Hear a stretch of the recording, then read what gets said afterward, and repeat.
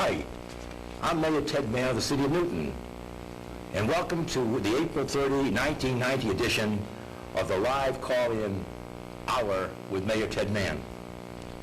As you know, May 22nd, 1990, the City of Newton will be having a special election for the consideration of overriding Proposition 2.5, and tonight we will examine the issues pertaining to the override question.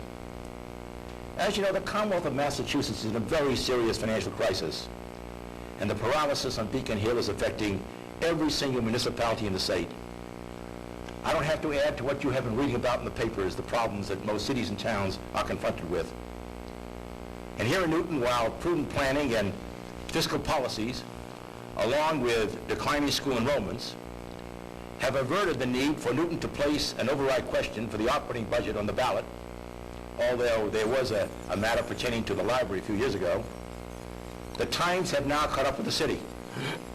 Rapidly rising costs, reduction of promised state aid by some $5 million, has squeezed the city to the point that the revenue is allowed under Proposition 2.5, and they allow for an increase each year of the net tax levy plus new growth in the city. And the expenditures required to maintain the quality of service in Newton residents that we have come to expect are no longer in balance. There are now two options: reduce the level of services or provide more revenue through the process known as override, which is allowed for under Proposition 2.5.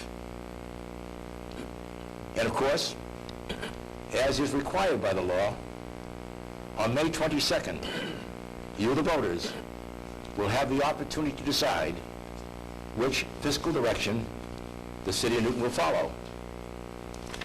I have submitted a budget to the Board of Aldermen that will be voted on very shortly, in which service limitations have been made, efficiencies have been created in the government, and this is on file at City Hall and other places, when one may examine in depth the reach that the city has taken in putting together a balanced budget. That balanced budget required cuts and changes in every single department of the city. Financial issues are always very difficult to decide. In addition to differing points of view, there is often considerable misunderstanding and misinformation. Tonight, we will not only look at the differing points of view, but we'll also attempt to answer your questions on the issue so that you, the voters of Newton, our viewers, can make an informed, intelligent decision how to cast your May 22nd ballot. And with me tonight are David Scott to my right of Save 2.5. And along with him to my immediate right is Joe Alexander, the Executive Director of the Newton Taxpayers Association and co-founder of Save 2.5, the organization against the override. And to my left, my immediate left, is Dottie Engler, a longtime activist in City of Newton affairs. And to my far left is Attorney Robert Cohen, representing Y.E.S for Newton, and Y.E.S stands for Your Essential Services, which favors the override. Ladies and gentlemen, I welcome you here this evening, and let's toss the ball right up in the air. All right? You got it? Okay. David, why don't you kick off? Why? All right. Why an override? Why not an override? I don't think we should have an override because I think it's unnecessary and it's harmful. I think it's unnecessary because I feel from the study I've done that the funds are available. I don't think we have really a funding problem. I think we have a priority problem.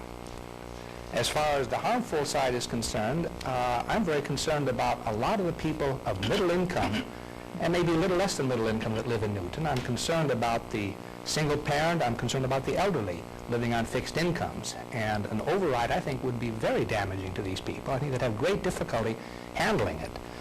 As far as the other side of the harmful is concerned, I think that if you look at what's happened, you'll find that our major problem is that we're spending at over 3 times the rate of inflation on municipal services over the past 5 years, and I think that just cannot continue. People can't afford to spend at that kind of rate.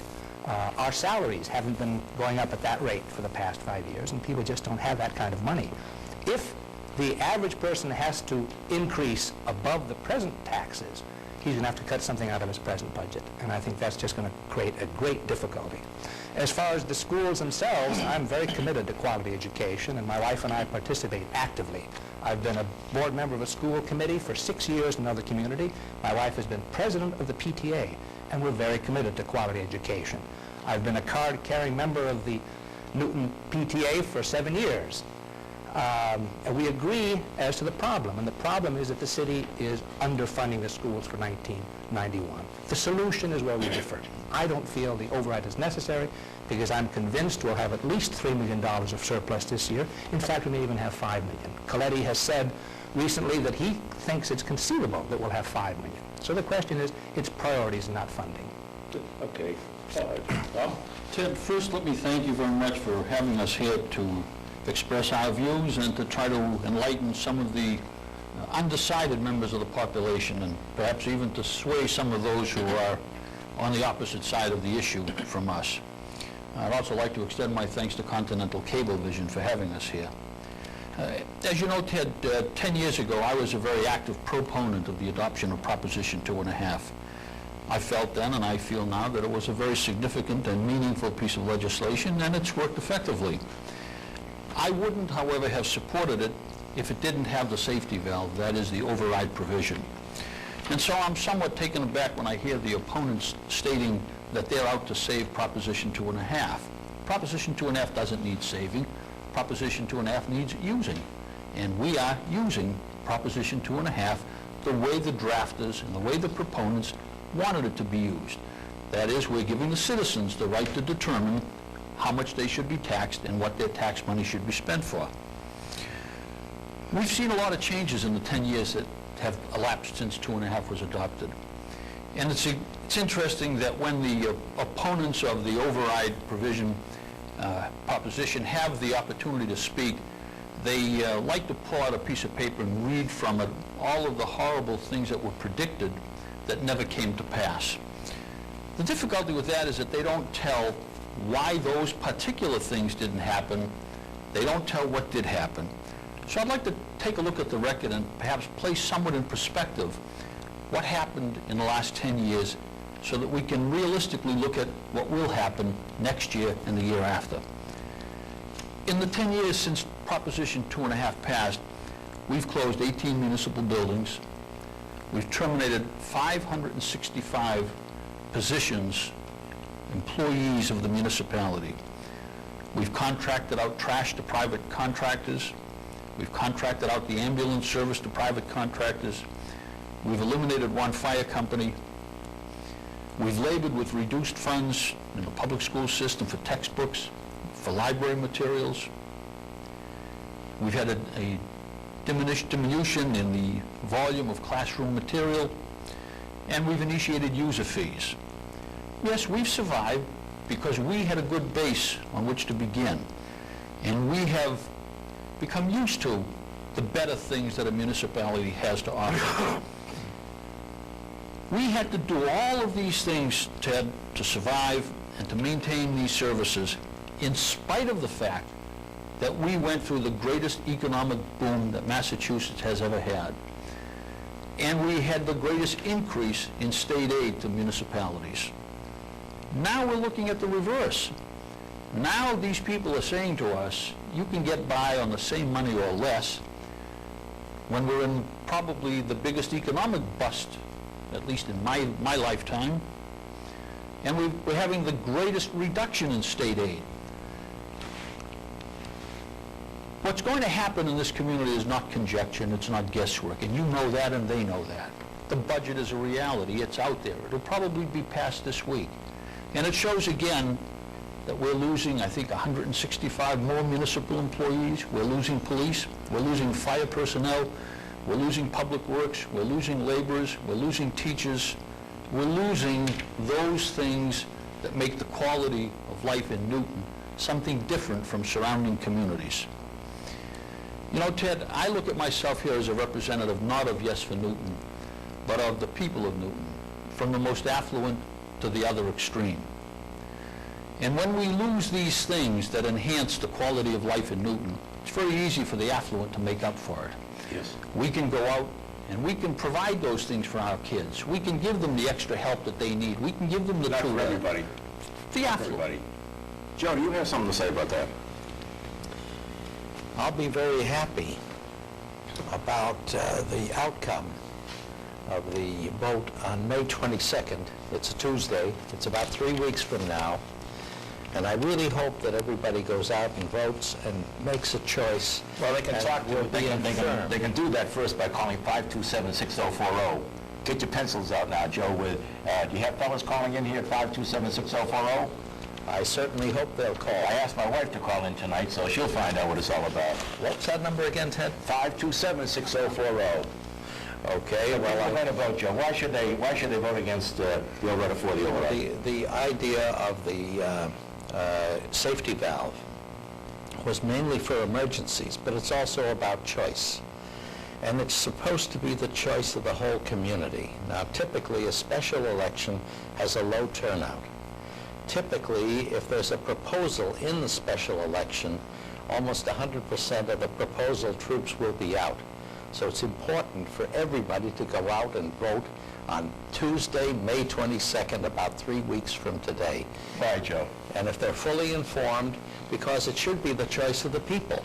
The people have been given the option of deciding how much at least some aspect of government can spend of their money and how much they can spend.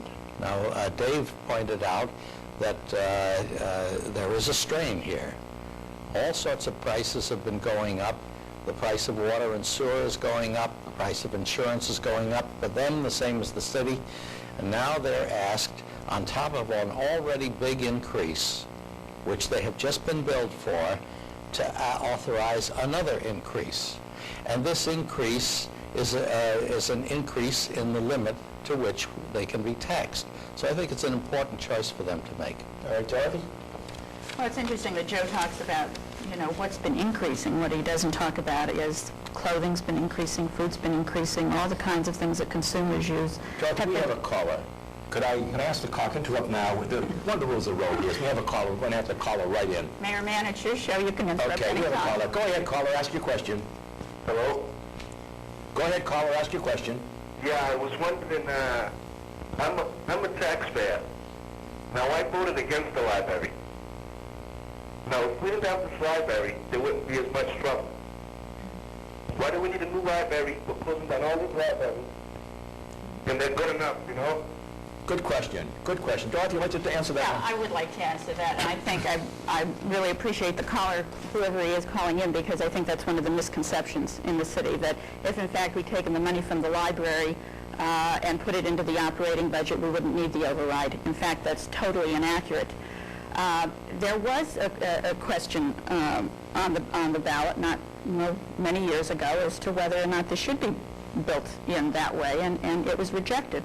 So the Board of Aldermen and you determined that we did need a new, it wasn't just you that determined that. Any person who walked through the main library could determine that we needed a new main library.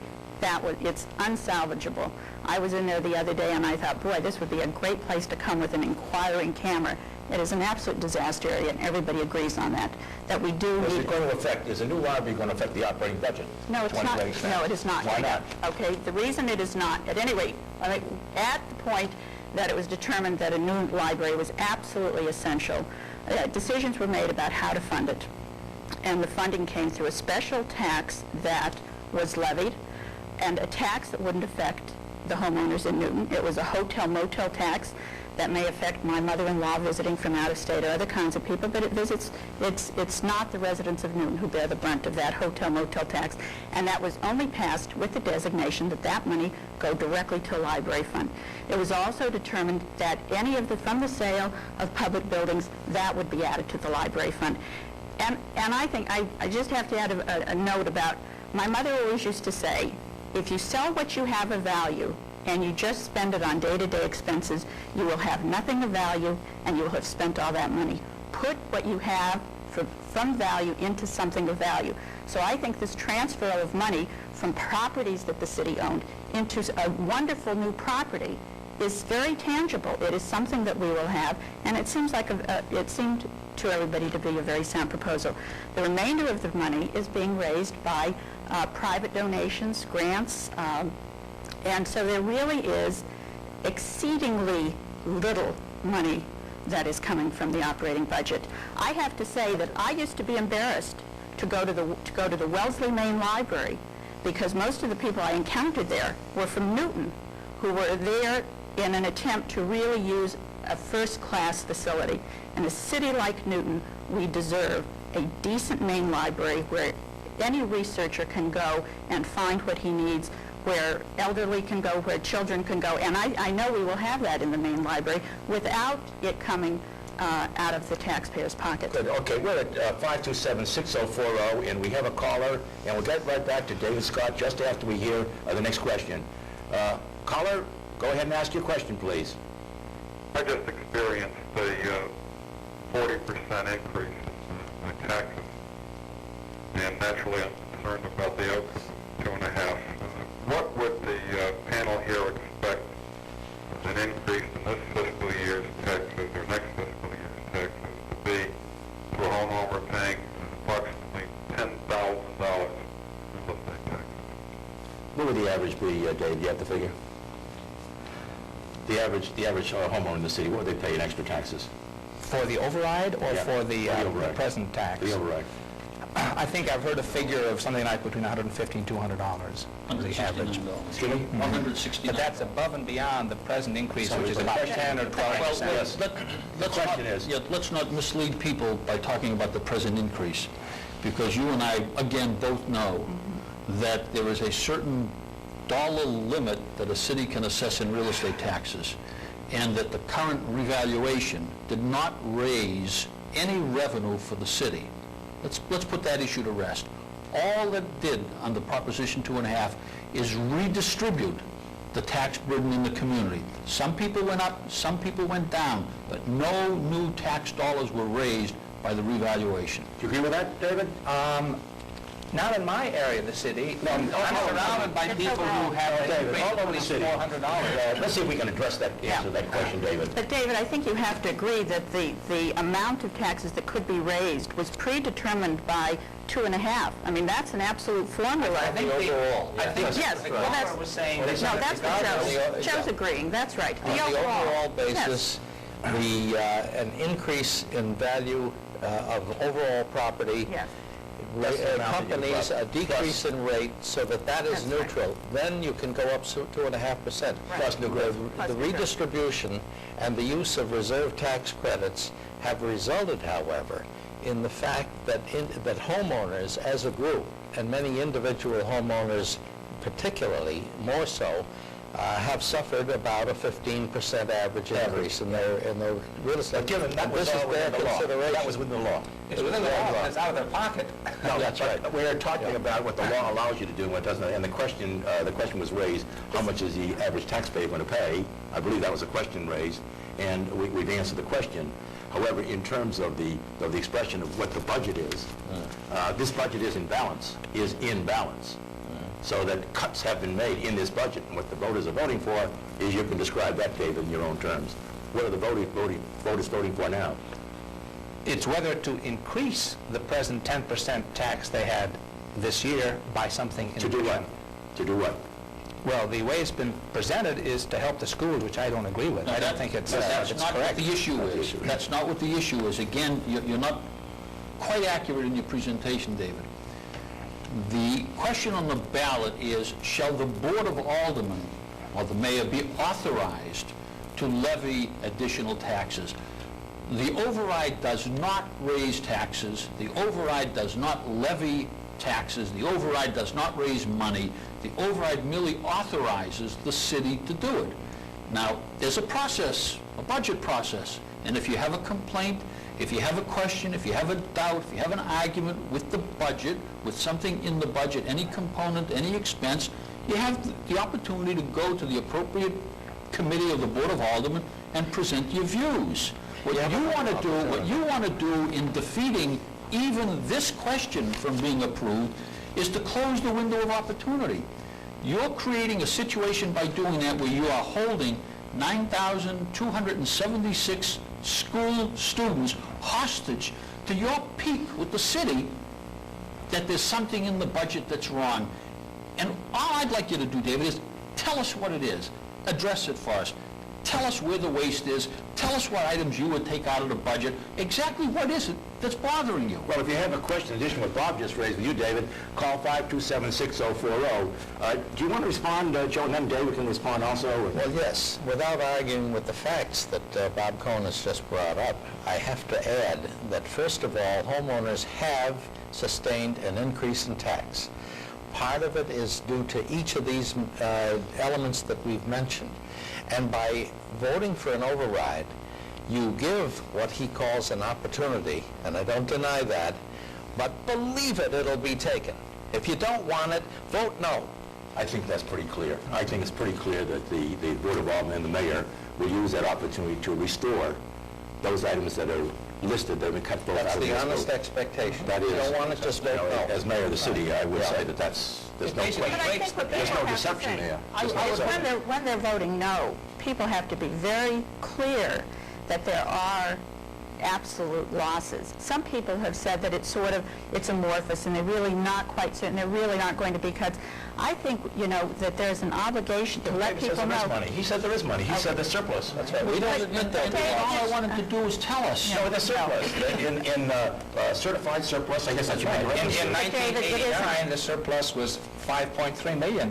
This year, Is surplus spendable money? Is that what you're saying? No, Surplus is it isn't. spendable money? becomes spendable money But David- within a reasonably short period of time. Is that Excuse forever me, money? Mr. Mann? I know the answer to the question, but is that forever money or is that one-year money? Oh, it's for that particular year, and then the next year you open it up again. But David, I think you have to agree that surplus monies in the past have been used for capital improvements that have been as essential as the operating budget. All right, let me There have- ask that and if in fact, let me make... I have two callers. Right, Now, okay. we'll try to get back to that right away. Can I And, just- with 527-6040, we have a caller. Go ahead and ask your question, please. Hello, is this Hello. on? Hello? Yes, please, ask your question. All right, my question does have to do with the surplus. I would like to hear from both sides about why it is or is not a good idea to use that surplus money for operating budget when Y. Newton has decided to use it the way it has decided to use it for one-time expenditures. Can I address that? Go ahead, sure. Because that ties in with the question of the caller on the library.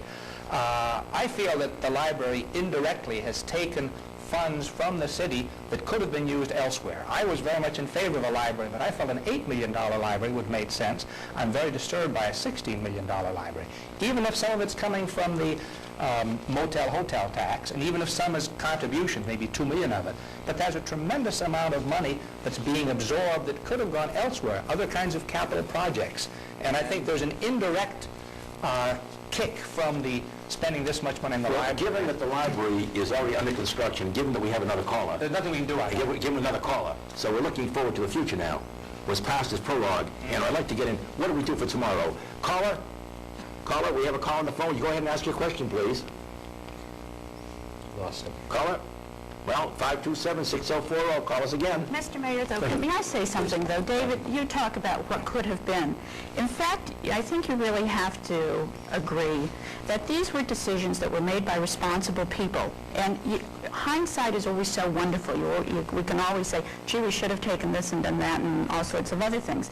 But as these judgments evolved, I mean, they were responsible judgments, and people will be pleased with them and are pleased with them now.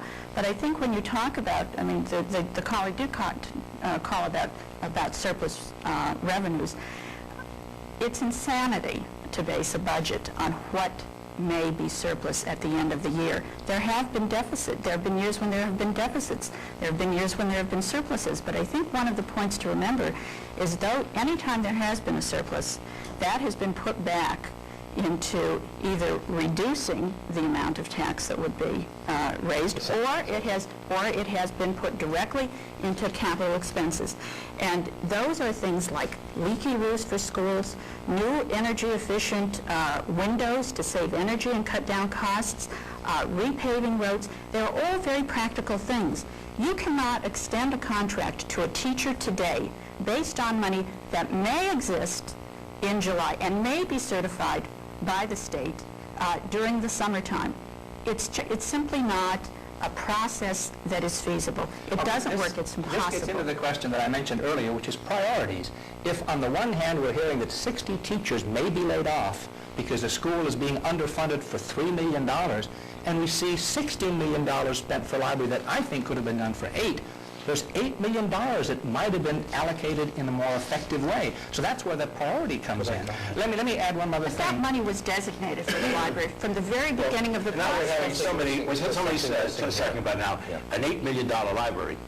Now, we've had all kind, we had competitive bids, and this library construction is roughly $11.7 million, and we've had all kinds of bids on it. I mean, you're aware of it, that this building was built for the future, not for yesterday.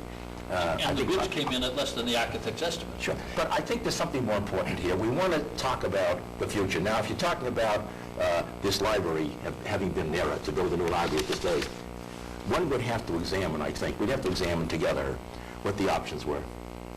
And one of the options was, as Dorothy started to talk about, the main library, and the millions of dollars you put into a main library to fix it up there, and that was investigated, as you know. You know that. We also looked into the other building, the Warren Junior High School. And what was the comment there? That it would cost more money to fix up that building. So what you have, David, and you're as a businessman, and what I'm trying to just to put it in the right place, the right compartment, as a businessman, we had a building that was vacant, and we had opportunity. The Board of Aldermen had a pass on this, by the way. They had a vote for it, and they voted for it just last week, is to turn this into a housing property, something that is essential in society. And they would also yield over a period of time $2 million. We would own the building on a lease, a 40-year lease, with a 25-year option to kick it over. Housing, income to the city, that generation of income would help to pay for the new library. Now, I think in that context, it would cost you more to rehab an old building, but even, was it Bill Nance? Yeah, Bill Nance report on that said the floors weren't built structurally to handle it. So it's easy to pass off, say it could have built for $8 million. The bidders didn't bid it. You didn't bid it. I don't mean to be cute about that, but the point is to talk now about something that was bid at the open market, that we now have a price for, not a blank check as one suggested several years ago. You know, there was no blank check. No blank check. There never was a blank check. However, that's another story. Well, Mayor, the library is already passed, and we can't... That's right. Let's go on to... But let me just add one thing, that at the time of that library, I went to look at Reading, Massachusetts, where they had a building of half the size of Warren, about the same epoch, which had the same problem of floor loading, and they built a beautiful library, half the size of ours, for $1 million. Now, that was in 1984, so double it for inflation, double it again for the double size. We're talking $4 or $5 million. So I'm still of the opinion, and I've been involved with some renovations, that you could have built it. But it's money spent, so it's a priority that's gone in another direction. It was made. It was a good judgment. I mean, we may quibble about it, but in fact, it's not usable money. I mean, it is not going to... It is usable money from this standpoint. 93% of our revenues come from us. Only about 7 or 8% come from the federal government and the state government.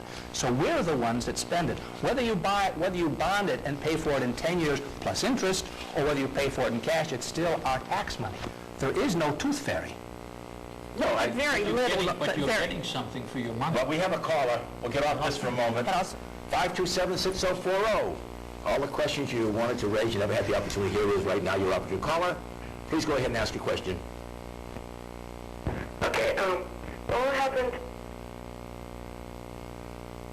I don't know. Ask us again. Okay, Bob, you were responding, or David, or did I cut you off there? No, I finished with the tooth fairy. Oh, the tooth fairy. No, there's something else that I think should be addressed. What Dottie said was correct up to a point. You get proceeds of a capital sale, you use it for capital expenditure, but there is also bonding. Oh, now we got our caller back. Okay. Maybe there's a tooth fairy calling now. Okay, hello, caller. Ask your question, please. Caller, ask your question, please. Okay, that's a tough caller. She's trying. Go ahead. All right. When you bond, I think Dave started to bring this out. when you bond for the purpose of partially, part of the financing of the library was bonding. That involves, in addition to the budget, to do debt service, which is the repayment of principal and interest. And that has to be covered by taxes. Now that means And that's that fairly standard municipal practice. that is not in dispute. What is in dispute is the impression that there's no relation between one and the other. There are two relations there that have to be addressed. One is that if you spend too much on one capital project, and now we're talking in general, not just the library, if you spend too much on one capital project, another goes begging, you may have to bond that. You may have to raise taxes to pay principal and interest on the bond. So there is a relation between the two. And when we bring up the library as an example, it's not for the purpose of rehashing and doing postmortems. It's to talk about the future. Now, if we stop, if we be a little less generous, let's say, I used the word extravagant, but let's say a little less generous with the selections we make as to what projects we do. And if we stop adding services, and if we go back, incidentally, there are other options besides either raising taxes or cutting services. And you, of all people, know what that is because you've been very successful at also rendering the same service at smaller cost. I'm saying that's a third option. You say that that has been all done. It's not true. I think we got the caller now, Joe. Okay. Hello, caller. Please go ahead and ask your question. Okay, I'm a member of the Newton Public Schools, and I want to know what will happen to the Newton Public Schools if Proposition 2.5 doesn't pass. I'd like to answer Why that. don't you do that? Nothing. Not nothing, but very little, and I'll tell you why. We're talking about... What is very little what happens, Joe, specifically? All right. First of all, we are talking about overall increase in taxes of 5%, of which the schools will get approximately 3% of that. I mean, 3 percentage points out of the total of 5%. I am just not convinced. What are you talking, percentage or dollars, Joe? Aren't you talking $5 million? Let me make the point. We'll come back to that. I'm saying that I cannot believe that a city or a particular part of the city or a school system is going to be ruined beyond repair or even substantially impaired for lack of 3%. Okay, Joe, Don't I talk need in to... terms of percents. Let's Yeah. talk in terms of dollars. let's talk about dollars. Let's put it in the Well, let's context. get the answer to the question. Yeah. Let's first get the answer to the question. Are there any services to be cut? I say no. Oh, No. wait, I need to... Say that again? No services will be cut. And the reason is that I am convinced we're going to end this year with a surplus, and that surplus can be dedicated to the schools. If the schools are our first You priority. don't seem to understand one thing. The reality is that the teachers who are going to be terminated have been terminated. The budget is a fait accompli. You can't come with certifiable funds in August and September and try to Why revive can't what's you? dead. Why can't you, Bob? Because these people aren't there anymore. The programs why have been aren't they- dismantled. why aren't they there? Because they have to earn money for a living too. So when they're terminated here, they're going to look elsewhere for Oh, they employment. terminated, you know, remember? What April- are it was Friday, real April interesting. 15th. Bob, can I just interrupt you a second? Mr. Scott was present at a debate at Newton North High School. It was interesting. One of the students said, you know, what about cuts? And Mr. Scott answered, well, I don't really think they're going to happen. And as one of the teachers said, one of the students said, then what are my teachers doing with pink slips? They had been... No, wait a minute. There is a process whereby they let... Wait, I need to finish this. Go ahead, finish it, and, There is a process by which they let part-time people know, and it's a kind of a tenure issue, so they don't have to put them on tenure. This is that very sort of thing. important. We'll come back to this, Dorothy. But the thing is, there absolutely have been real cuts. There have been real reductions in programs. The kids at Newton North and Newton South and at the junior highs had to redo their entire scheduling to take into consideration the fact that there are going to be less classes and fewer teachers. We have a toss ball here. It's a jump ball. We have a caller. Caller, please ask your question. Yes, could you please tell me how many schools will be closed if Proposition 2.5 is not overridden? How many schools will be closed? We can't close any schools. They're packed to the gills as they are. It's impossible to close schools. Well, the contrary to it, aren't we talking about, did the budget contain funds in there for some modular modulars? classrooms. Is that right? Yep. There is, I think in this entire city, there are 2 available classrooms. That's in the entire city. No schools will be closed, but what will happen is you will have considerably denser classrooms. You'll have fewer teachers. You'll have less money for equipment. You will have less money for textbooks. We will be charging probably higher user fees. There are all sorts of things that will be real actions taken because of the Well, failure. are we in agreement that there will be some cuts, that there's some services that will be curtailed? I have great difficulty with that. This year, the school is spending approximately $57 million. Even with the money that you've allocated, they're going to spend about $59 million next year. That's not a cut, that's an increase. But Dave, now, you're in the one who addition, has said that you don't think the $3.5 million is enough. You're the one who has stated publicly in this studio that you, if you had the discretion, would give Dr. Bloomer $5 million because $3.5 million isn't enough. That's right. And that your argument is with the city side, the municipal side of the budget. Well, you can't have it both ways. What would you do with the $5 million? first of all, I would take a look at what happened to the $5.3 million of surplus last year, because much of that has already been paid. Excuse me. Secondly, I would look at the $3 million of surplus I have this to year. stop you because you keep talking about $5 million in surplus, and there's no $5 million in surplus. Let's Who get took the it? figures right. There never was $5 million in surplus. You use figures which include overlay accounts, statutory obligated accounts that the city can't touch. If you want to talk about surplus funds, maybe there are $2 million. But don't talk about $5 million. It doesn't exist. Well, here we No. disagree. Well, Here we disagree. Well, David, the law is the law, and the law says you can't use those funds. They have to stay there. So let's Until they're collected. And Newton has a magnificent rate of collections. It's got nothing to do with collections. It certainly does. Well, the surplus, the free cash is what you're talking about, not the surplus then. Because when the money comes in, it's then It called becomes free cash. That's right. Okay. And it isn't free cash But until very it's in paid. advance of that, you, David, you, Joe, you all know how that money is going to be used. That's correct. Most of that money is going to schools. Historically. Now, you can have a school building and operate from the interior, but who's going to take care of removal of asbestos, replacing the fuel tanks, replacing the roofs, fixing the front of the school in your neighborhood, the countryside school for $1 million? That's not my neighborhood. I'm with the Burr neighborhood. But Mr. The Mann, Burr, even the Burr neighborhood, the Burr neighborhood has been well maintained, by the way, for your information, as you know. Mayor Mann, though, I think that's really a point well taken, is that in fact what you're doing is sort of pushing around needs, but you're not resolving them. If you take money that you used to use for capital improvements and put it in the operating budget, what do you do with those absolutely necessary capital improvements? You know how long the list is for capital improvements? That's why your budget must include both, and that's why I But take David, exception to the but that's library the thing. spending $60 million. If you put all your capital improvements, your needed capital improvements into the budget, what you would be doing is requesting maybe a $10 million override to be able to accommodate that. The mayor has done this Joe, I think in a you very commented. conservative We have way. another caller, but after we get to the caller, Joe, I'd like you to respond to this. We have 2 documents, don't we?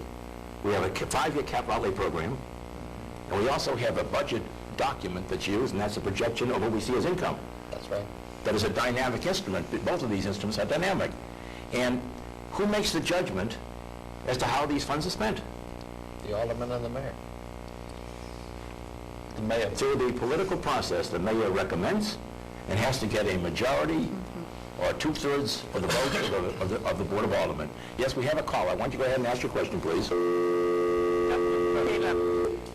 Okay, we'll get them back. Bob? All I wanted to say before was that Joe, maybe unwittingly, has really placed this entire thing in perspective. When he said we're talking about the future. Bob, we have the person now. You talk about the future in a moment. Meanwhile, the president, we have a call. Back to the future. Okay, we'll get to the future in a moment. Hello, caller. Please ask your question. Hello. Hello. How can you justify a no vote on 2.5 when Newton school children will be in classes, some of them up to 35 students? I've seen schools that through the operating budget haven't been painted for 18 years, junior high schools that haven't been painted for 18 years. How can you possibly justify not allowing at least enough money to pay for teachers so that students can go to classes in reasonably sized classes? I'll let you hear Yeah, that. really. Dorothy? I think they addressed it to the how can you possibly vote no on an override when we have these pressing needs. I don't know how anybody can either, so I think the answer's up to... The answer is up to Dave. David, the answer's up to you. Beats me. In any family, you learn how to live with the income that comes in. You hope that your husband or wife gets an increase, and the total family... You hope. And the total family Springs budget can a go turn, up. yeah. If it doesn't come in, you cut out the vacation. You cut out the vacation. What do you do? Education is not a vacation, Mr. That's Scott. right. So you learn to live within your budget, and you set your priorities. And my point is, If we the can't priorities have got to provide be set. education for our young, shame on us, shame on you. All right, let me answer that. The difference between what we actually spent in 1989 and our budget for this year is $13 million. We spent $133 million in the city of Newton in 1989. The budget is $146 million. Of that increase of $13 million, only $4 million is going to the schools this year. $9 million is going someplace else. That's why I say... Want to answer that one? problem. Let me try to answer that one. I just hope to keep it straight. First of all, in 2 years' time, the cost of health care has gone up $5 million. You know that. You've been told it. $5 million. You also know the cost of water sewer has gone up. We have no control over that. You know that as well. And you also know that the governor has cut $5 million, the governor of the state legislature has cut $5 million out of our operating budget. The $5 million was not predictable. The Blue Cross Blue Shield increase was not predictable. And we've warned about the water sewer bill. When you take these items out of that 10-year projection chart, the letter that I've seen recently is all distorted. The facts are not there, but we have a caller. And I'll give you a chance to respond to this in a moment. We have a caller. Please ask your question. Caller, your question, please. Dave, why don't you take a whack at that, please? I think I hear. You heard it? Do we have a caller? Hello, caller. Please ask your question. 527-6040. You reached us. We can have your question. Go ahead, David. Okay, I think you're mixing revenues and expenditures. The expenditure side is what I'm talking about. This increase that we had between 89 and 90, most of it is not going to the schools. Now, you talk about Blue Cross and Blue Shield. If they're going up at 40%, find a different insurance company. That's not the only one. Find a different solution. In the private sector, we're always faced with problems of how do you make the budget balance and how do you show a little bit of profit. David, and you set yourself objectives and you try to find ways of doing it for your resources. David, you know what strikes me so interesting is that 5 years ago, corporate America was not at all interested in a national health care program. Lately, they have become the main advocates for it. And why is that? It's because these costs are driving them crazy. These costs are driving everybody crazy, and it's not the sort of thing that you can find a solution in the open marketplace. Well, excuse me, we got 3 minutes to go, but I want to respond. I guess, in this case, I hope you'll forgive me, because I'm only trying to say what maybe the rest don't know about 32B. That's the insurance law. This is a collective bargaining item. We have gone out to public bid.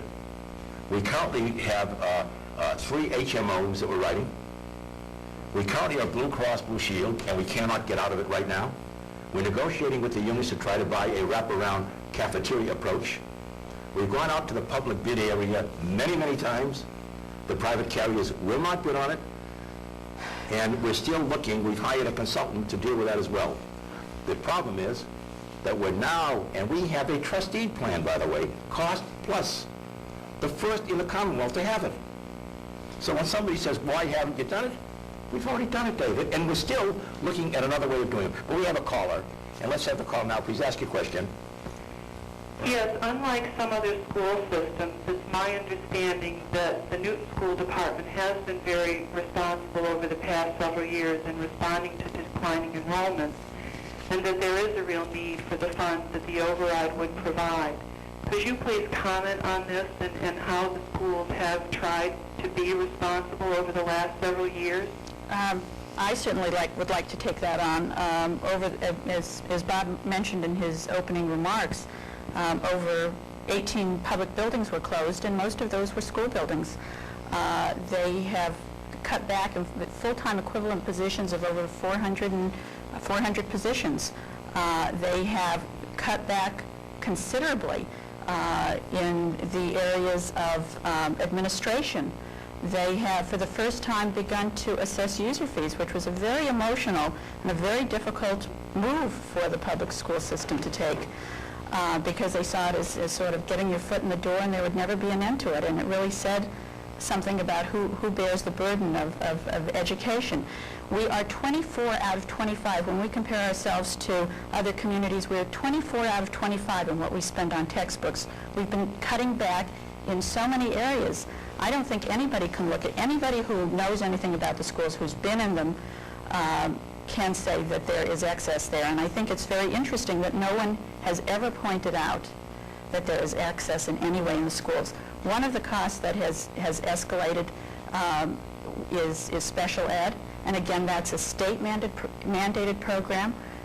But does the state come through with the funds for it? The city picks up the funds for it. It's again one of those costs that's imposed on the school department. Was that up $700,000 last year over the prior year? It was up 20%. That certainly is one of the problems that the school department and people in Newton should be lobbying for. We should be down at the State House. Transportation is another. We are. But that to me is not the real problem. The real problem is the priorities. Well, what would Okay. you suggest as Well, wait, cuts? we're going to have to break, and I understand. the answer We're going to have to instead of break for a asking few minutes question now. after question. We're going to break for a minute for a public service announcement, but as we're ready to break, let's go back. This is very, very important. I want to discuss this thoroughly. I think right now, if I'm not mistaken, we have the lowest pupil-teacher ratio that we've had in the past 15, 18 years. We do, but it is not lower than most other communities around here. We are really in the middle. I don't want people to have the notion that we're way at the top in terms of low pupil-teacher ratio. What is it now, that is Patty? far from the truth. 22. 23 to 1. 22 point something. 22 point something. 22 point something. All right. Okay, so let's have this as the kickoff point. So I'd like to find out, David and Joe, the things that we can agree on.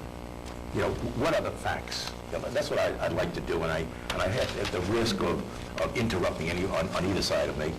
I want to make certain that we're getting The schools are factual analysis. the schools are excellent. Can we agree on that? We about ready to wrap up here? I get feedback that says they're not. Okay, I'll give you opportunity to speak about that, and you also, and you can refer to the public opinion profile. Public service announcement will be back, but it's 527-6040, and we're talking about the override.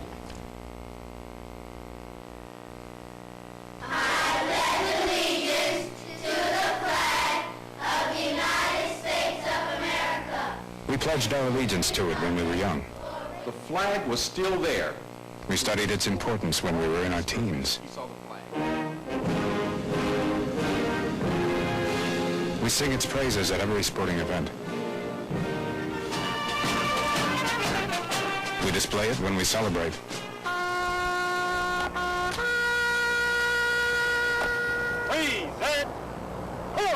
Lower it when we mourn.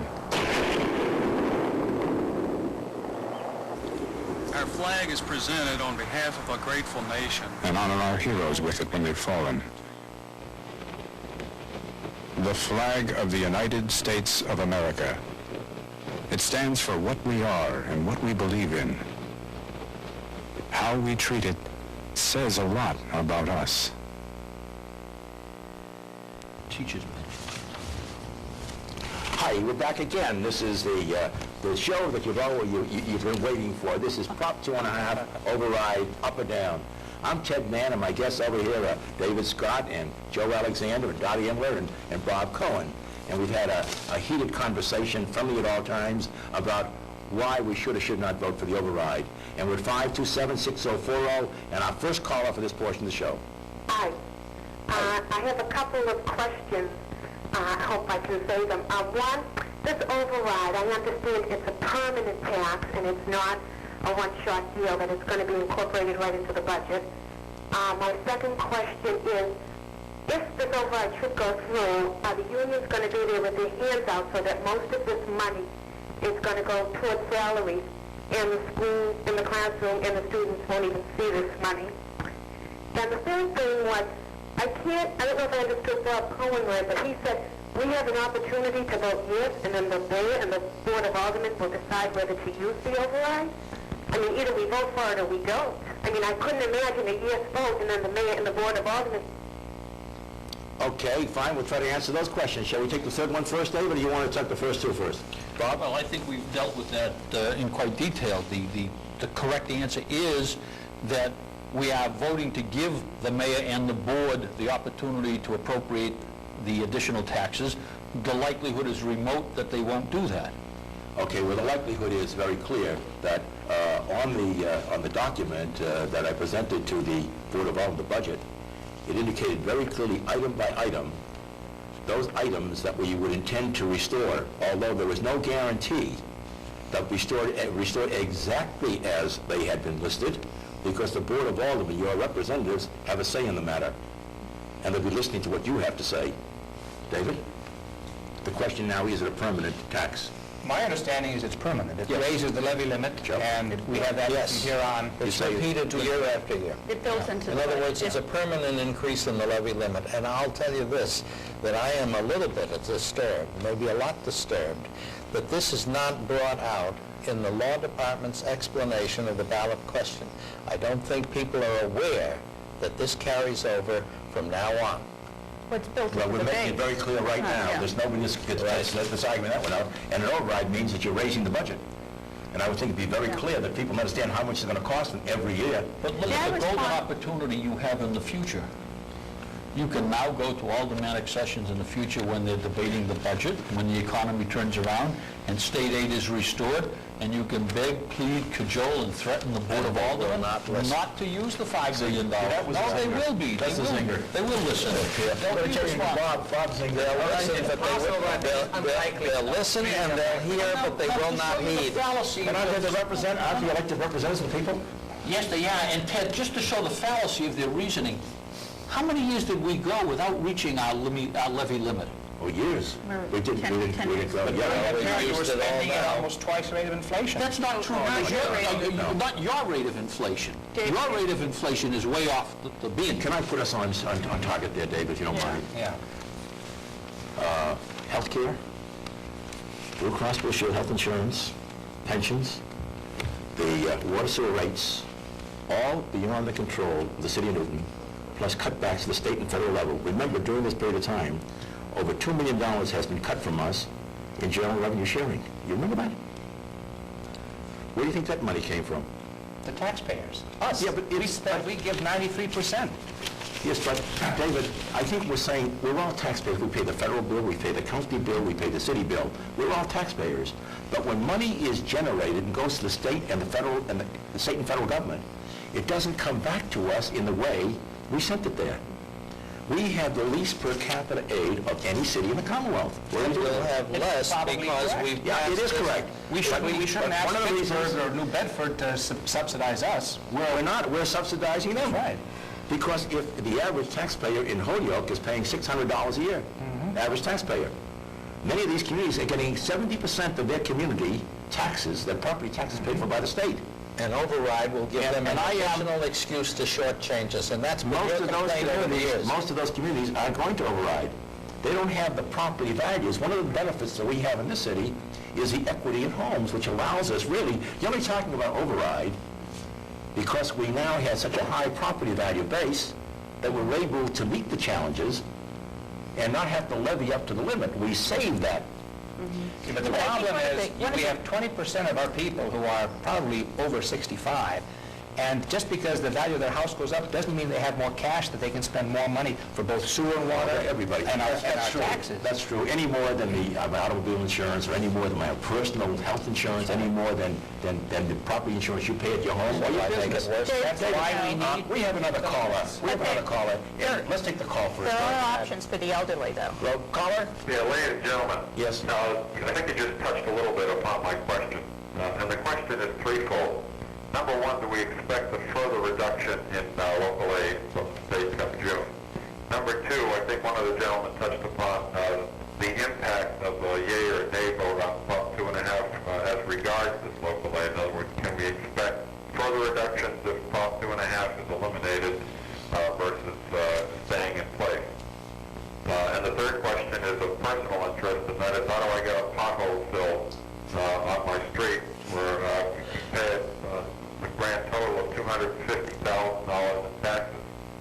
Do I have to vote yea on Proposition 2.5 override to get that pothole fixed? No, I suggest first thing tomorrow morning, call 552-7200, and your pothole should be taken care of.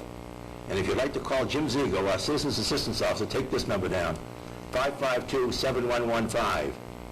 And if the pothole isn't taken care of expeditiously, would you please call me personally, and I'll return this call. He'll be over there with it. We'll see to it's done. There's no reason except time in getting to it this time of year after the cold freeze, and now we're getting to it. Your trucks are out all over the city right now filling in potholes. Just look at most of the streets in the city. They're in better shape than most other communities right this minute, and that's part of the place where your money goes. However, we have some questions to answer here. Well, the caller, the caller asked a very good question. You did. If we, What's going to have to stay level? if the proposition that it passes, will that be an excuse for the state further to reduce our aid? What do you think? Yeah. It's happened before. You've objected to it before. Sure. Yeah, you think so? It's likely. I think it's very difficult to predict what's going to happen at the state level, but I don't think what is difficult, what we need to do and what we're seeing more communities doing across the state is passing overrides precisely because they know that we are our last resort. The federal government's not funding us anymore, the state's not funding us anymore, so if we want services, who's got to fund them? We've got to. And I think it's very heartening to see that people have finally gotten the message. If the state comes along and takes money away from you, the only way that you can maintain, never mind advance your level of services, the only way you can maintain your level of services is by putting back that money yourself. You guys never point out where the cut should come, and I need to respond to that lady that called a long time ago and wanted to know where the money would go back in the schools. I would be happy if she wanted to call me at home to send her a list of exactly where that money would be restored in the schools. The school passed two budgets, one budget with the override, one budget without the override, and they have been incredibly specific about where every dollar goes if that override is successful. If somebody wants to see exactly what has been cut from that first budget until now, where can they find that? If they call the school department, I am certain that the school department... 552-7600, would they speak to Katie Spinos? Yes, she's a wonderful person. S-P-I-N-O-S, Katie Spinos. Call her tomorrow. If you don't get the answer, call Dottie Engler. And if all fails, call Jim Ziegel. And he'll make certain somebody gets back to you. Ted, I'd like to comment on the fail-safe. pothole. Please. I don't know what efforts the gentleman made to have the pothole filled, but I think that you know as well as I do that somebody who calls City Hall with a complaint of that nature gets an immediate response. Not necessarily because the city wants to be responsive, but because there's a safety issue involved and there's an exposure to liability. And as Mr. Scott knows, we have to have a contingent fund with all the money appropriated to deal with those things. But the likelihood is that if Prop 2.5... We have a question, we have a caller coming in, but I'd like to stay right with that. We have a reserve account for potential Okay, liability. just one moment. Hold on that. Hello, caller, you're on cable now. Let's have your question. Well, Yes, ask your question, I'm please. going to be voting against the override, and I just have a question for the panel. I remember reading in a local paper that the city was able to save a few $100,000, I think, by privatizing the forestry division. Mm-hmm. Yes. I was wondering if the city has any kind of yearly review where they check out all the other departments to see whether they can save money by privatizing them, or is this just something they do periodically? Privatizing's been something that the mayor's done for a while. He privatized the trash collection, he's privatized the line painting, he's privatized ambulance service, he's privatized... Mayor Mann was one of the first mayors to start a leak detection program long before MWRA was ever a big word around this area. Or a nasty word. Or a nasty word around this area. The mayor had an aggressive program to try and shore up that whole area. If the mayor has, if anything, been very, very aggressive in looking for ways to I think you were on the committee, weren't you, Joe, on that committee we started to study the conservation of energy? There was a member from us. But I followed it very We saved millions of dollars. Oh, yeah, with the retrofitting. We now have the leaf retrofitting, composting plan, the retrofit program. We've been singled out in our, this administration and the Board of Aldermen and the school committee for some of these creative ideas that we become a national model for privatization. Let me point out Privatization is only marketplace dynamics, really. You have another caller. Do we have another caller? Yeah. Joe, thank you. I'm going to make you a partner in the show. 527-6040. Hello, caller. You're on the air. Hello, caller. You're on the air. Hello? Hello, you're on the air. What's your question, please? I just wanted to make a point that the water in the sewer rates are paid for completely separate out of the from real estate tax. They're funded by themselves. That's correct. There's no part of it at all. That's correct. That should not be included in the municipal budget. That's a pass-through. And unfortunately, or fortunately, whatever the case may be, that had been included in some of the figures that I've been receiving at my office. We have no control of the cost of that. That's a court-ordered program that we have to comply with, and we're billed that money, and we have to pass that charge on to the consumer. The consumers are the taxpayers, and we all recognize that. But there are certain controls that are out of control of the city. Now, you were starting to respond, Dorothy, in terms of very specific, or you were, in terms of liability trust fund. Yes. You were, Bob. Well, I was just making that as a casual comment on the fact that we do have to have that reserved for contingent Well, liability. maybe you don't, but should you have a contingent fund? I'm sorry, should you? I was trying to really address the Talking to the lawyer pothole, there. the pothole issue.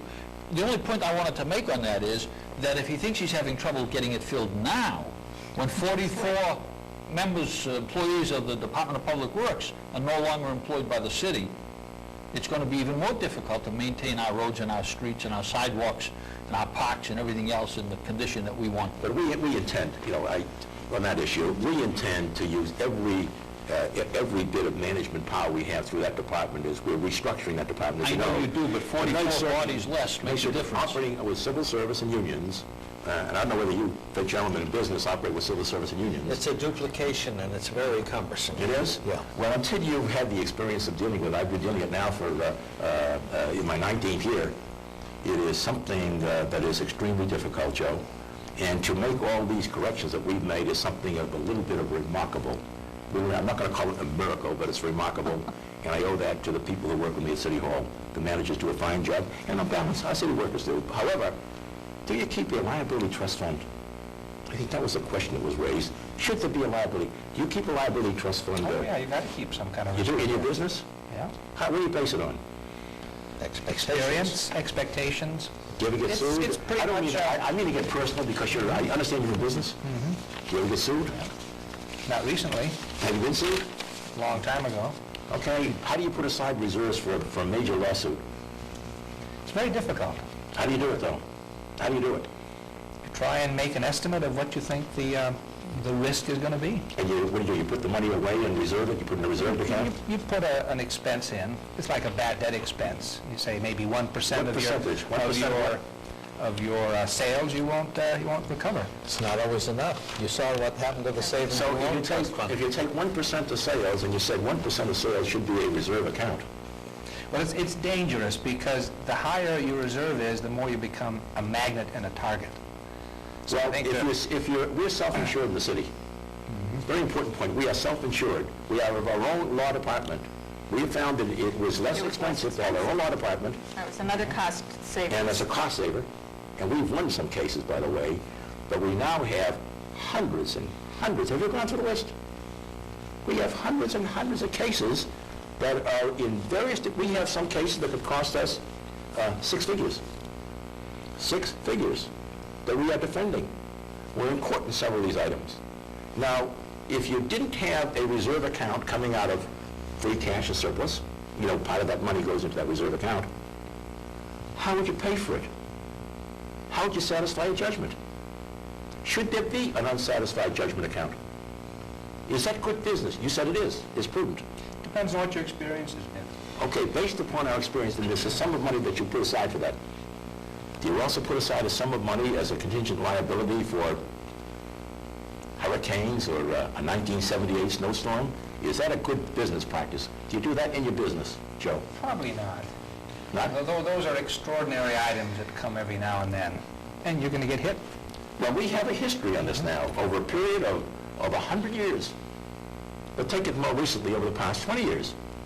And we put aside a sum of money in the operating budget, if you check it, of what the average year is. And then we say, but if we get hit in the bad year, if we have a 1954 hurricane, we have a 1955, we have a May 6th of 78, when we had a snowstorm in May 6th, you remember that? When trees along Beacon Street were felled, it looked like there was bombed out city. That's right. Remember that, Joe? Oh, do I? How do you take, we have a caller. Don, that's good. Caller, ask your question, please. You're on cable. You're live on cable. Your question, Hello? please. Well, Time out. Call 572-6040. We'll take your call right away. I think we 527. should get back to the... 527-6040. the bottom line of your reserve accounts, Ted, as I recall it, is that you have $2 million in your contingent liability reserve account. You have $100,000 allocated in reserve for workers' compensation lump sum settlements, $300,000 for liability, and $1.6 for the acts of God. $2 million, it's a relatively nominal amount for those three items. On a budget of $148 million, where there are $149 million, and we have 200,000 cars passing through the street, and you have 300 pieces of rolling stock, and you have the kind of exposure we have with thousands of people using our buildings, what is a prudent principle here? We can discuss that in a moment. We have a caller. Hi, caller. Let's have your question, please. Your question? Hello. Hello? Yes, your question, please. Hello? You're on cable. Yeah, sir, Mr. Mayor, we are, I think I recognize my neighbor's voice, asking you a question regarding the potholes that we'd like to build on our street. The street that, the contractor posted a bond for several years ago, when we were building our home, and the street has not been approved as a public way. Oh, okay. And That's a different story. Each homeowner on this street probably pays, I don't know, between $6,000 and $7,000 a year in taxes. I think maybe even a bit more than that. And it's obviously a bit frustrating. We're having trouble with many holes in the street. Children riding bicycles falling into the holes, cars going into them. And, you know, it's probably the highest tax street in the city of Newton, or one of the highest tax streets in the city of Newton. Yes, what is your question? He wants to know why he is... We'd like to find out how to solve the problem, really. Get the holes filled and the catch basins filled. Okay, fine. A party from that street called me recently, and I made reference to the law department and told the individual what the case is. However, if you call my office tomorrow and you get hold of Jim Zigo at 552-7115, we'll invite you to City Hall, we'll meet with the attorneys, and you'll understand the situation first off. Most cities in the street, 99% of the streets, have already had the betterments done. In your particular street, there was a contractor problem, and there was a bond problem, as you recall. I don't know whether or not your original owner, yes, you do pay a very high percentage of taxes in the city. You have a beautiful neighborhood, a beautiful street, and we would wish that we could solve that problem on the air for you. But you stated the question appropriately, and the answers will be given you tomorrow if you call my office. Thank you. I think we should get back to the idea of what are the alternatives to an override, and there are alternatives. To a liability trust fund. I think we're on a liability. Yes, but I'm saying we should get back to the main point, which is what are the alternatives to the override? Joe? Can we discuss One after the other, Sure, possibly. What do you think are the I think that we should be talking about the alternatives to the override. Yes, We've had a very excellent presentation in favor of the override. Now, what are the alternatives? All right, the schools seem to be so terribly important. We should take care of those first and fit everything else into what's left. Now, I realize that's What does easier that said mean? than done. What does that mean now? All right, that means, let's suppose, I'm not saying that they're entitled to it. I'm not making a judgment about how much they're entitled to. The schools asked for $61 million, approximately. Yes. Suppose you give them the $61 million. You got $90 million left. Let's take the city side and fit whatever it is into the $91 million. Now, I realize this is easier said than done, but that's what we are essentially recommending. Don't go to the taxpayers. They cannot afford an increase. They don't want an increase. They're going to vote no. So let's see what we can do to fit the rest of our expenses into the $90 million. Well, Joe, none of us want an increase. I mean, somebody... Oh, yes, you do. No, we do. You're pushing so hard for it. You must Joe, love it so much you can taste it. Absolutely wrong. We're going to get back to this. Absolutely wrong. Nobody loves paying taxes. We have a caller now. Hello, caller. You're on cable. Let's have your question, please. Your question, please? Let me just... 527-6040. Call us again, and we'll answer right away. What I was saying is that You have to nobody... pay taxes? Nobody, I You hate... pay the taxes? You pay the You know what, I I don't... look forward to it twice a year, Ted. I wish it would come more often. I Tomorrow's looked you up D-Day. before I got here, Bob. You're paying a lot in taxes. I am paying a lot. How'd you get such a break there? I think it's worth it. Yeah, Okay. well, I think that's the point, is that we have to make choices. It's not something that people readily and happily, look forward to doing. But when you consider the alternatives, you do make those choices. It's the way you buy any product. If it's worth it to you, then you pay the money. And if it's not worth it to you, then you don't. And I think people, every year on the census, when they have to give their satisfaction rating with the city, it's very high, very high. People are happy with the services. That's why they move here. You're not asking the right questions. Are you satisfied with your taxes? I am. ask I'm going to that. tell you why. There's I was recently talking to a friend who visited her mother in Scarsdale. And we kind of compare ourselves in terms of education and style of life and all that other sort of thing. She said her mother pays practically 2.5 times in taxes in Scarsdale, what she does on a silver... more extravagant than we are. No, but I think in terms of what we get for our... what I'm most proud about? That we are the largest heterogeneous community. We compare ourselves to Weston, Wayland, little tiny small towns for the quality of what they do, but we provide it for 80,000 people. I find that extraordinary.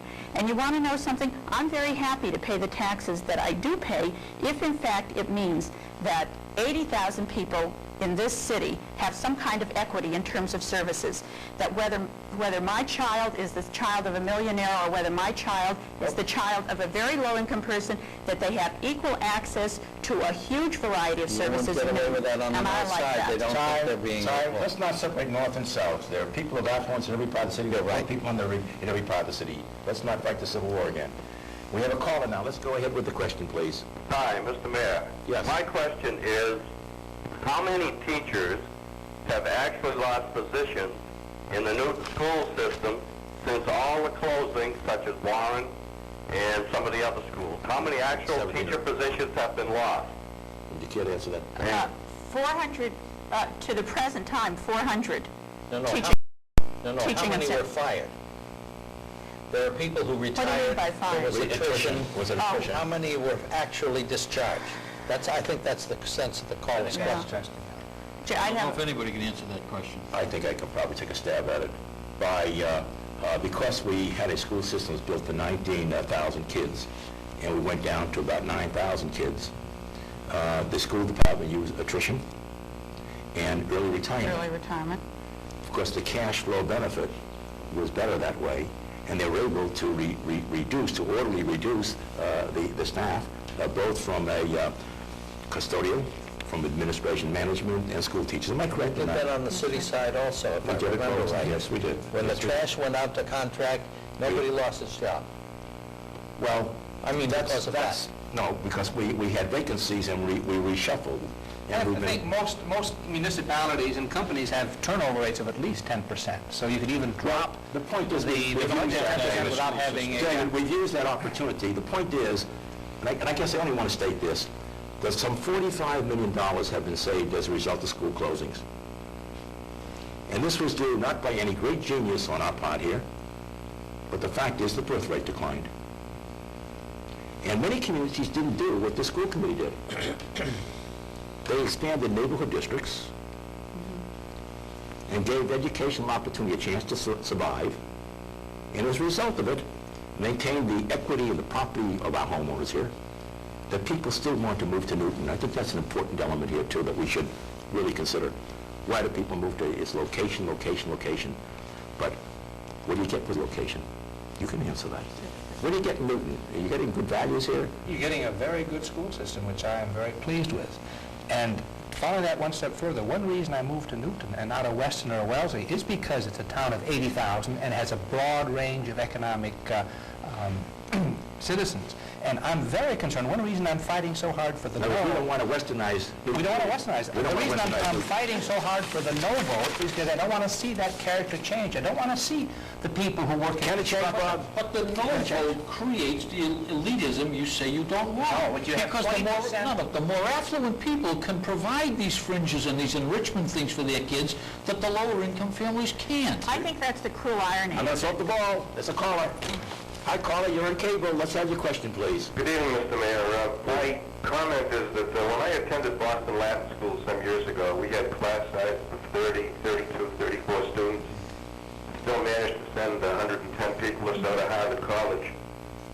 My question is, wouldn't a modest increase in classroom size go a long way towards providing some of the revenue that you hope to seek under Proposition 2.5? I think the question is really interesting, and that the gentleman talked about going to Boston Latin, which you get into by an exam.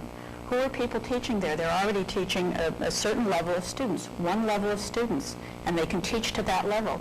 What is public education about? It's about educating the public. It's about educating whoever walks through the door, whatever that level of ability is. And we have everybody from geniuses to very special needs students, and they are oftentimes in the same classroom. We need teachers who can teach at many different levels, and that's in fact what we demand here in Newton. And it is in fact what is demanded of the educational process across the country. Massachusetts is not the best state in terms of its pupil-teacher ratio, and Newton is not the best community in Massachusetts in terms of its pupil-teacher ratio. So people are living an illusion if they think that we are at the zenith of excellence in terms of that. You were Latin school, David? No, I did. Did you go to school around here? Yeah. Not public, not high school. We're teaching to many levels and to many... But let me address her question. For a number of years, I've been doing interviewing for a local college. And I talk to students in Newton North and Newton South. And very often I ask them, what is the ideal class size? Because as a school board member, I was very concerned with this. And you'd be surprised the answer that we get. If the teacher is good, up to 30, 32 is a fine size. If the teacher is bad, it doesn't matter what the class size is. Mm-hmm. So my conclusion is if we have good teachers, and I think we do, and we pay them well, I think we can go up to 30 without having a problem. That's a very simplistic answer, David. And these are students that are really don't start calling names. It depends. It certainly depends on the subject that's being taught. It depends on the intelligence level of the student. Well, these were intelligence students that I was talking about. No educational institution would support. You're saying that in a public school, a private school like Boston Latin today, sure, they didn't have 766 programs then. They didn't have special needs kids coming to public schools. You have elite intellectuals going. And we have to, it is appropriate that our city and our Commonwealth, and indeed the federal government now requires it, up to age 22, doesn't it? That's correct. Right, age 22. This didn't exist when Boston Latin was at the epitome of the educational system throughout the world. Boston Latin School. However, for a public education system, what is the right mix of classroom size? You're saying up to 30. David, there isn't any educational publication that would support what you say, or anybody in education anything that would support it. what you say when you say that this is the best class size. There isn't any credibility to that contention at all. You're equating maybe two less to better education. It doesn't work that way. We'll get back to you in a second. Here we have a caller. Hi, caller. You're on cable. Let's have your question, please. I have a question for Mrs. Engler. She spoke about the schools being much overcrowded now. And I'd like to bring to her attention the fact that the peak enrollment in this school system was in 1967, when we had a total of 30 schools, 23 of which were elementary schools. Now, we have 15 elementary schools, but the enrollment is down to 8,600 because I'm not counting METCO. That means that for 15 elementary schools today, we have 2,150 students approximately, or an average of 143 per school. But in 1967, we had 23 schools, and they had 4,900 students, or approximately 199 per school, which means that in 1967, when the system was much larger, we actually had roughly 50 more students per elementary school. So if there is crowding in the school system now, then I think you've got some serious managerial reorganization to look into. Okay, let's answer the question now. Well, certainly there have been changes in 23 years. One would hope that there are changes in a system in 23 years. One is the lowering of class size, which then requires more classrooms.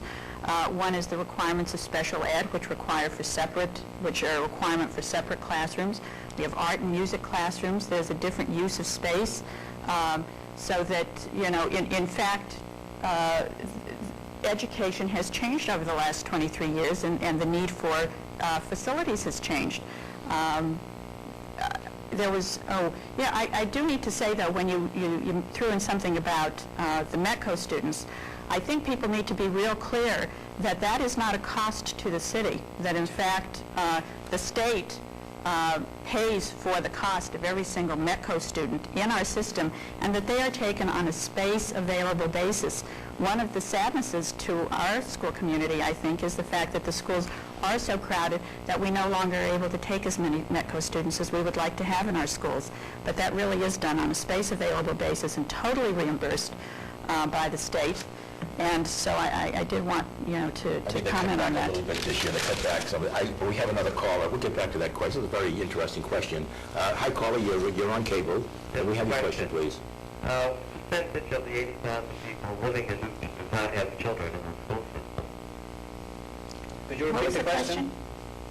What percentage of our 80,000 people living in Newton do not have children in the Newton school system? What percentage don't I have think children? the numbers are something like there's 6,000 parents or 12,000 parents that have roughly the 8,000, 8,500 students. So roughly it's 20%, 20 to 22% of our population has the students in school. Right, so the balance roughly 70-80%. Yeah. I'm not sure what the illusion is, but I do want to speak very strongly to the fact that that does not preclude that we don't have a shared responsibility for each other in this community. I think that's what's certainly built Newton as a community, is the fact that we all feel that we have a responsibility, a social compact with each other, that I will fund services that I will not use that enhance the community, and you in turn will fund my children through the schools. As I funded children, I paid taxes for a long time before we had children, and I will pay taxes here a long time afterwards. But I'm happy to do that because it provides us with a civilized and a civil community, and I think that's important. We all take our turns in providing services, and I would really be loath to having there be a situation where we're put into special interest groups, elderly against people with kids in schools, against, recreation department people. It's never come to that in Newton, and I certainly hope the prospect of an override doesn't make the city divisive. I don't think he was talking about breaking the social compact. I think he was putting in evidence the fact that there is a shrinking number of parents in Newton, many of whom are probably very wealthy, and they should not pull ahead the rest of the people who may not be able to afford it by being extravagant. I think that was the spirit of the question. But David, what you say some things that are very interesting to me. On one hand, you say that we're extravagant. On the other hand, you've publicly made statements a number of times that every penny spent on the schools is worthwhile. And I have a real difficult time trying to figure out where you really I think we are extravagant on the municipal side. We can't continue spending at 3 times the rate of inflation and say it's because of the schools we need the override. I think, once again, I'm going to call now, but right now, you keep using that figure. Yeah. And I thought that we had established in the ground rules that there are items that we had no control over, like water, sewer, which you have included in there. No, the 56% excludes water and sewer. Oh, no, because what you did, you did not. I saw the figures. No, they're right in here. No, I'll go over it I after can- the meeting and I show can- you I the can- apparatus wait. report exactly. I can show you the report indicated in that particular report that the city's practices were right on target. And that's one of the reasons we have a 3A rating, is the way the municipal department is being run, and that includes the school department. Now, when you look at those figures, you left out the increase in the rubbish contract, you left the increase in Blue Cross Blue Shield, you left out the increases all up and down the line.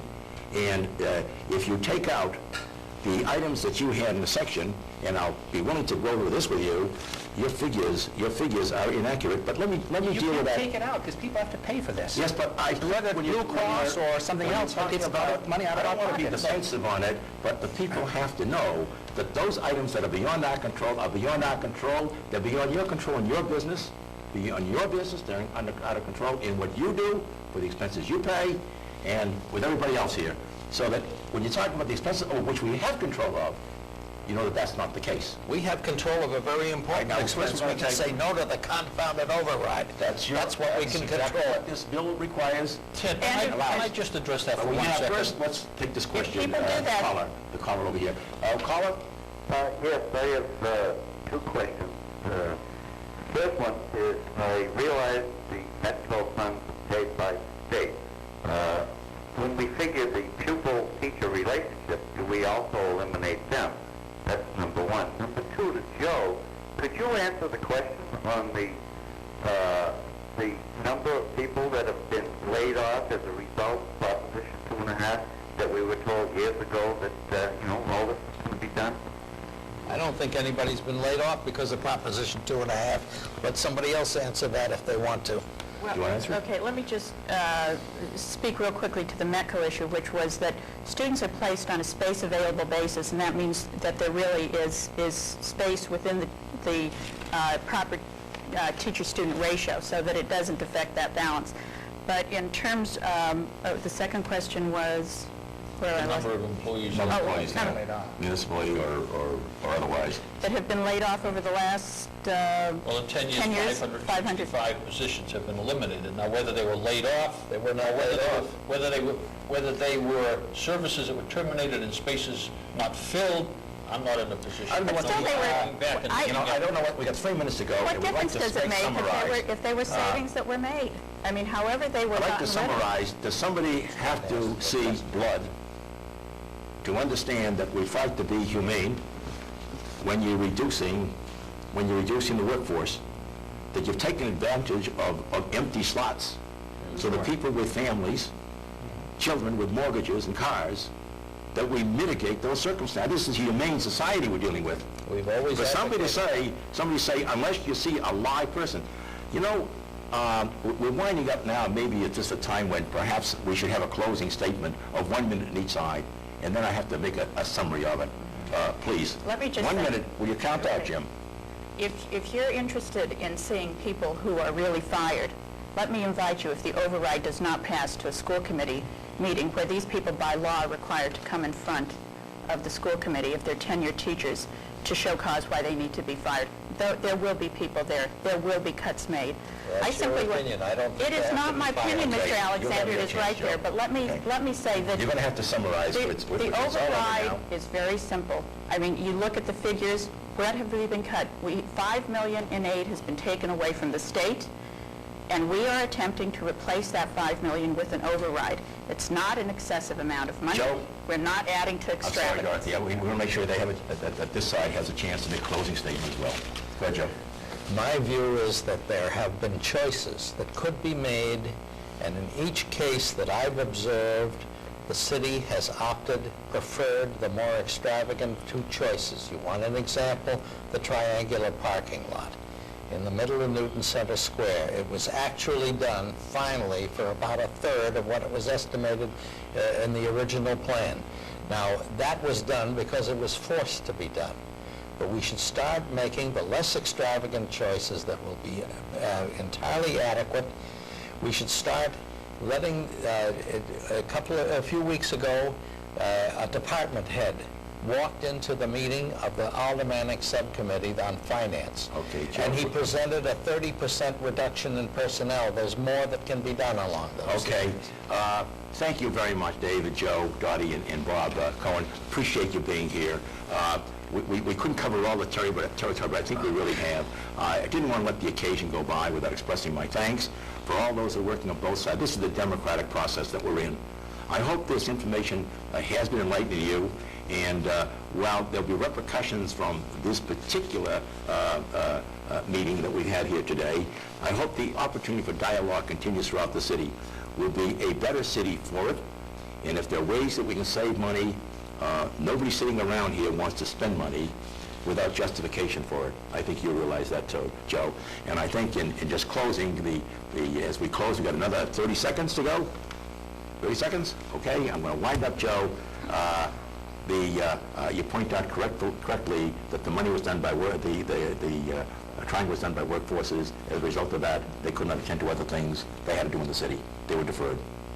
And we don't know how many claims we might have had as a result of it. Isn't that true of any project? Well, Joe... You defer another project as you do this? The point is, Joe, I just, in closing, we just want to make certain we get everything on the record that we can. You've been very kind to each other, you've been very kind to the city. Thank you very much, and we hope to see you again soon in discussing the issues. Ted Mann for the call-in show of the City of Newton. Good evening, and thank you for listening.